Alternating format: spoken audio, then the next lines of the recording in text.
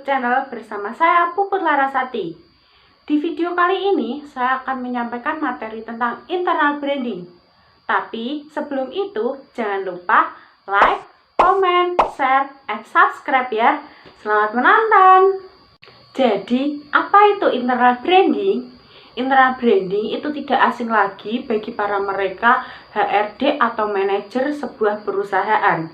Karena hal tersebut sering mereka lakukan dalam pekerjaan mereka. Nah, internal branding adalah suatu kegiatan atau proses perusahaan yang membantu memberi informasi dan menginspirasi karyawan. Internal branding itu dilakukan agar karyawan merasa bangga bekerja di perusahaan tersebut. Jika karyawan bangga bekerja di perusahaan tersebut, maka karyawan akan bekerja dengan sungguh-sungguh dan dengan baik, atau biasa disebut dengan karyawan yang loyal terhadap perusahaan. Dengan begitu, maka perusahaan dapat memaksimalkan profit mereka. Nah, setelah kita mengetahui pengertian dari internal branding, lalu kita akan berpikir, kenapa sih internal branding itu penting? Sebenarnya untuk apa internal branding itu? Kebanyakan perusahaan itu memiliki masalah internal branding yang membuat karyawan dari berbagai level, manajer hingga paling bawah sekalipun tidak memahami brand atau merek perusahaan mereka tersebut. Internal branding itu juga merupakan masalah di setiap perusahaan, terutama perusahaan besar. Karena memiliki brand besar, perusahaan merasa tidak perlu melakukan internal branding. Padahal internal branding itu perlu dilakukan supaya setiap orang dari berbagai level di perusahaan tersebut itu memiliki prioritas dan nilai yang sama. Dengan begitu mereka memiliki pemahaman yang sama sehingga ketika menyampaikan ke orang lain mengenai brand tersebut, semua orang itu memiliki jawaban yang sama atau memiliki satu pandangan yang sama. Nah, kalau internal branding itu tidak kuat, maka filosofi mengenai brand tersebut juga tidak kuat. Pada akhirnya, baik level manajer hingga di bawahnya itu tidak memahami brand dari perusahaan tersebut. Seorang manajer dari perusahaan tersebut itu menjelaskan brand perusahaannya dengan kata kunci yang berbeda dengan manajer dari perusahaan yang sama dari cabang lainnya. Misalnya, ini menunjukkan rendahnya pemahaman karyawan terhadap branding perusahaan. Nah, jika hal seperti itu sudah terjadi di perusahaan Anda, maka jangan harap perusahaan Anda akan memiliki brand yang baik dan dikenal oleh banyak masyarakat dan memiliki penggemar atau pelanggan tetap. Nah, di vlog kali ini saya akan memberikan trik, tips, dan tahapan untuk bagaimana cara menciptakan internal branding yang baik. Jadi, tonton terus ya. Sebelum melakukan internal branding, kita harus tahu dulu tahapan-tahapan apa yang harus kita lakukan dalam internal branding. Nah, tahapan yang pertama itu adalah memulai dari karyawan.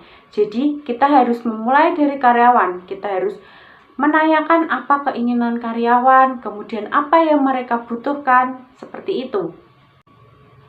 Setelah itu, kita harus mensinkronisasikan antara nilai, misi, dan budaya perusahaan kepada karyawan, agar karyawan tahu apa sih misi dari perusahaan tersebut, apa nilai dari perusahaan tersebut. Setelah mensinkronisasikan, kita harus mengkomunikasikan dan merencanakan antara nilai, misi, dan budaya perusahaan kepada karyawan. Tahapan selanjutnya yaitu dengan cara melibatkan karyawan dalam memperkuat brand. Hal ini dilakukan agar karyawan itu merasa bangga dan berguna di perusahaan tersebut. Tahapan yang selanjutnya yaitu menyadari dan mengapresiasi kinerja karyawan dengan cara memberi insentif atau reward. Itu seperti kita menaikkan gaji karyawan, kemudian kita memberikan bonus tahunan seperti itu dan memberikan fasilitas kantor yang memadai.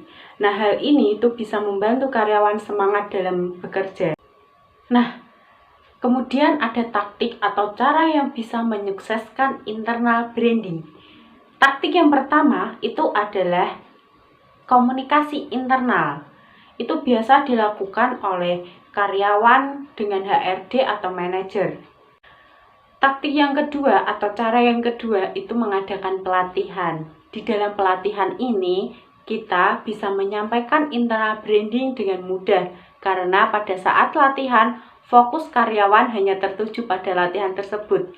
Tetapi jika kita menyampaikan internal branding pada saat karyawan sedang bekerja, maka hal itu akan sia-sia karena fokus karyawan terbagi antara mereka ingin mendengarkan internal branding atau mereka ingin bekerja.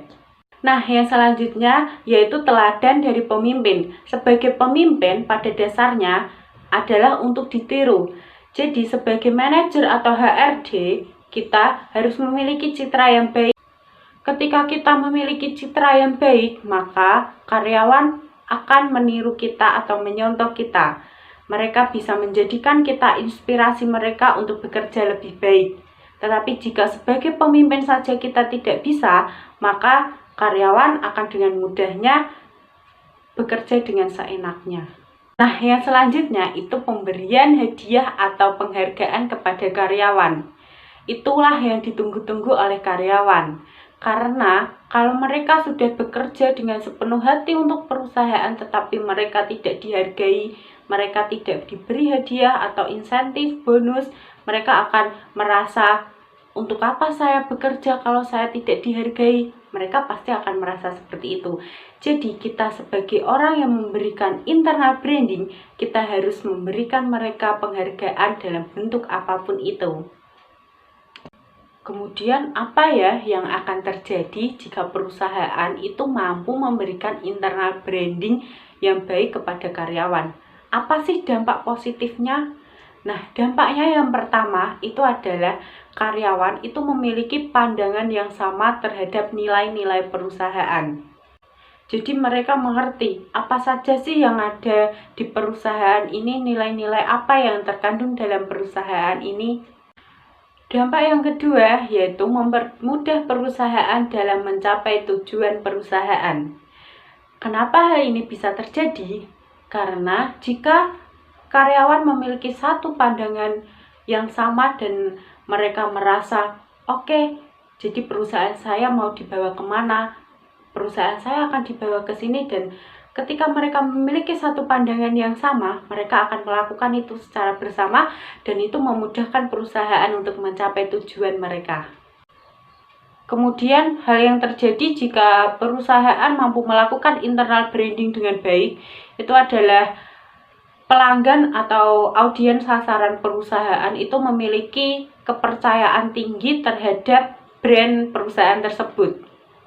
Kenapa itu bisa terjadi? Karena jika karyawan bekerja dengan baik, kemudian mereka memiliki satu tujuan yang sama dan memiliki nilai-nilai yang sama, kemudian mereka menggapainya secara bersama, maka akan memunculkan ide-ide yang bagus, yaitu bisa berupa brand-brand yang bagus, kemudian pelanggan atau audiens bisa menerima dengan baik. Jadi pelanggan itu akan merasa, oke, saya percaya dengan brand ini karena brand ini berasal dari perusahaan yang memiliki citra yang baik, kemudian memiliki karyawan yang baik. Oke, jadi di setiap perusahaan itu pasti ada internal branding. Saya yakin itu dimanapun perusahaan itu pasti ada internal branding. Internal branding itu harus dilakukan dengan baik agar tujuan dari perusahaan tersebut juga berjalan dengan lancar dan baik. Kemudian, jika internal branding sudah dilakukan dengan baik, maka perusahaan tersebut akan dengan mudahnya mengontrol karyawan dan akan dengan mudahnya untuk menaikkan citra perusahaan. Oke semua, sekian dulu video kali ini. Terima kasih untuk kalian yang sudah menonton dari awal sampai akhir. Semoga ilmu yang saya sampaikan ini bermanfaat ya. Untuk kalian yang suka video ini, jangan lupa like, comment, share, and subscribe ya. See you in the next video.